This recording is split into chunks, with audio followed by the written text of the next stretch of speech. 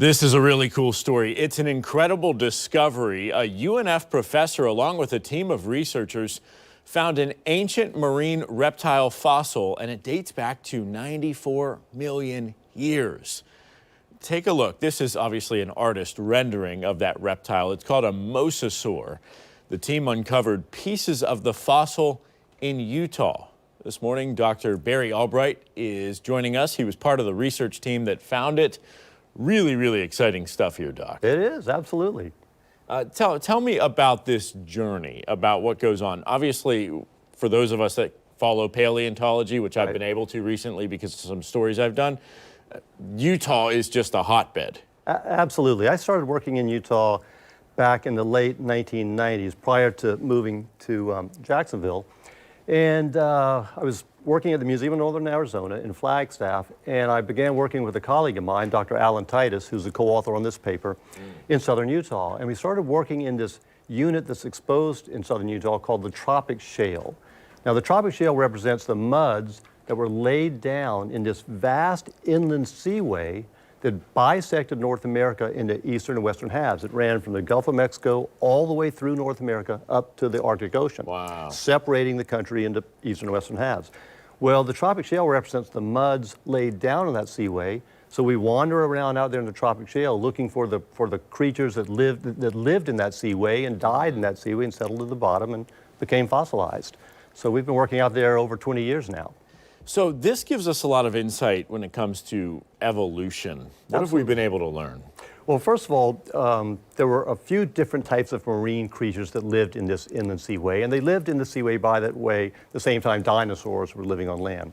So there were sea turtles, and there were these other marine reptiles called plesiosaurs, and then the mosasaurs. They show up in the fossil record right around 94, 95 million years ago.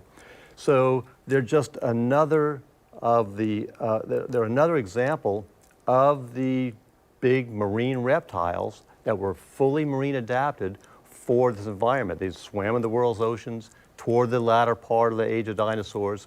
And what we know about them now is that they were closely related to the monitor lizards, like the Komodo dragon, the Nile monitor, the water monitors in Africa. So mosasaurs are basically fully marine adapted monitor lizards. Really? Yeah. And how big were they? Okay, well, they started out, the one we found is really the beginning of the mosasaur lineage. Ours was only maybe 5 or 6 feet, very primitive. But through the remainder of the Cretaceous period of the Mesozoic era, which is the age of dinosaurs, they got larger and larger and larger to the point where toward the end of the age of dinosaurs, they were 30, 40, almost 50 feet long, some of them. 50-foot long. Yep. Wow. They got pretty big. And they were predators. They were, you wouldn't want to go swimming around the oceans back then. So now we talk about sharks and gators when you go swimming. Then it was like, better watch out, there's mosasaurs out there. So a lot of people will say, mosasaur, I feel like I've heard that before. Oh yeah, I see where this is going. If you're a Jurassic World fan, it makes a cameo, doesn't it? Well, there isn't a cameo by a large mosasaur in Jurassic World. I think it eats somebody. Okay. However, mosasaurs weren't around in the Jurassic. They are strictly a late Cretaceous marine reptile. So anyway, that's all there you go. That's all I'll say about Jurassic World. But yes, a large one does make an appearance in Jurassic World. So let's talk about what goes into this search. A team of fossil hunters, paleontologists out there, digging through. What does it take to make this find? Is it luck? Is it I tell education? You what, all of the above. The Tropic Shale, it's really a monotonous, thick geologic unit. So you don't just run out there and start finding fossils. We've spent season after season after season. You wander around, you put your head down, you walk in these hot gray shales in 100-degree temperatures, and every once in a while you'll come across a little scrap of bone.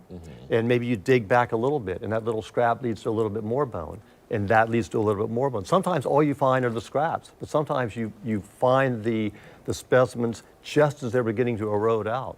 And you put your tools down, you stop, you start uncovering things, and you bring your team in, and you spend however long it takes to get the thing out of the ground. And it's a tedious process. It's tedious, Exciting, it's hot, though. but it's exciting, exactly. We love it. I got to show this to you real quickly because our All right. executive producer, Chris Norman, is also a guru with 3D printing.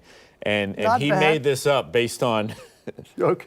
what your team sent us. Yes, this is a somewhat decent replica of a mosasaur. You can see that its limbs have been completely modified to push it through water rather than walk on land.